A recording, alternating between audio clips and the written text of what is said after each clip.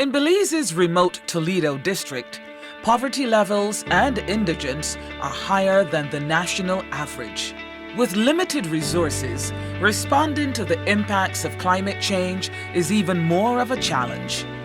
The Community Disaster Risk Reduction Fund, managed by the Caribbean Development Bank, is helping the area adapt to the realities of climate change and become more resilient to climate impacts.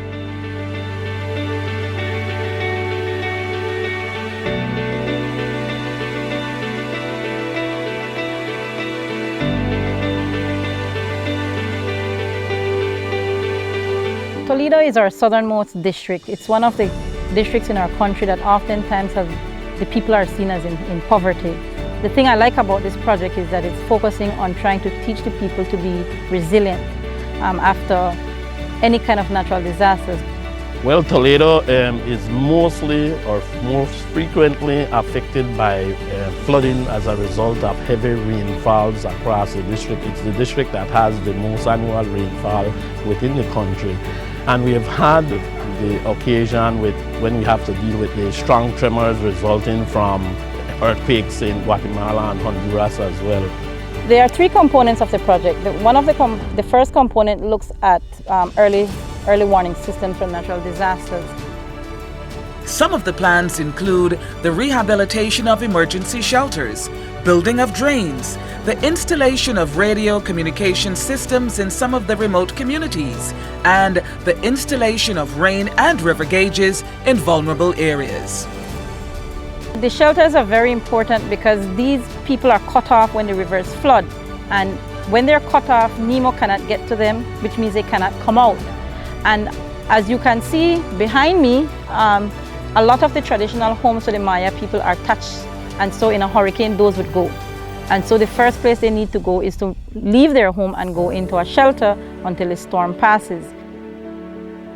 The second component focuses on agriculture, and the idea of agriculture is not to necessarily focus on agriculture. The idea is to have people be able to bounce back after a natural disaster. If we do nothing, if we don't address these climate change that we're already living, the agriculture sector itself is going to lose. And in that area, we're working with Farmers Club. Each of these communities form groups. They are involved in crop production, vegetable production. They have we'll be dealing with greenhouses. Part of it is the livestock with local chicken, pigs, and sheep. When we start this project, we are lack of experience. Then he opens our eyes how to do it, how to go about the project, so that we won't use no fertilizer from the shop or from this, So we are using organic.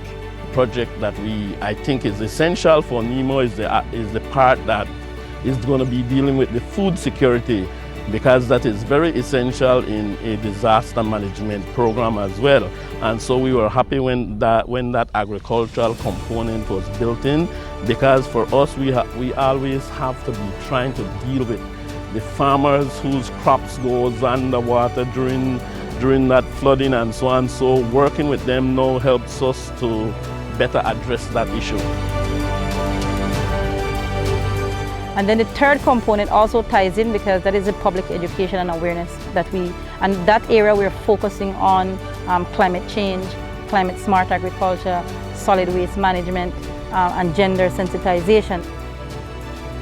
Working with these groups, because it's formed not only by men but a lot of involvement of women, and that's very amazing. And the ministry itself, it's promoting a lot of involvement of women and youths in agriculture. And over the last 3 years, the Toledo District has been very successful in winning the Female Farmer of the Year at the national level. One of the Farmers Club is exclusively made up of women. Esos proyectos que han dado, y doy gracias a todos mis compañeros de trabajo. Todos estamos muy felices recibiendo lo que usted nos está dando por este proyecto. Y cuesta un poquito, pero sí, estamos contentos de hacer, aunque venimos caminando nos da un poco duro el día, pero siempre nosotros todos estamos bien aquí trabajando con todo eso. Así. So far now we are just getting to know about the climate change. Yes, but so far now the people from here, from Bella Vista, they are so happy.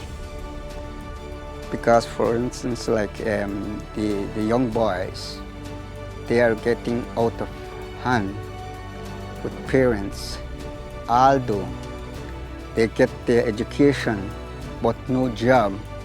Thanks from the good Lord that other nations are supporting us with finance so that we will bring more young boys so that they won't go and do anything from the road.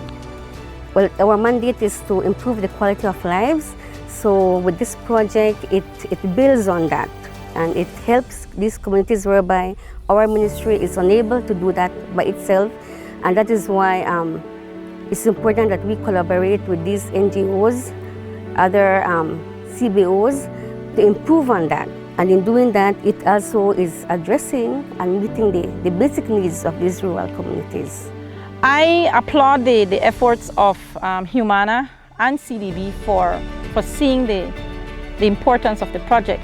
And I very much like the structure that they have put in place in our project steering committee, where we have all these collaborating partners. We have education, we have rural development, we have CARD, we have agriculture, hydrology, Met Office, because there are times when we work in isolation, we may not be seeing how we impact someone else. And so by bringing all the entities together, it allows for better collaboration, and I think it ensures that the project is going to be successful. And that is something that I applaud both CDB and Humana for ensuring that the project has that structure in place.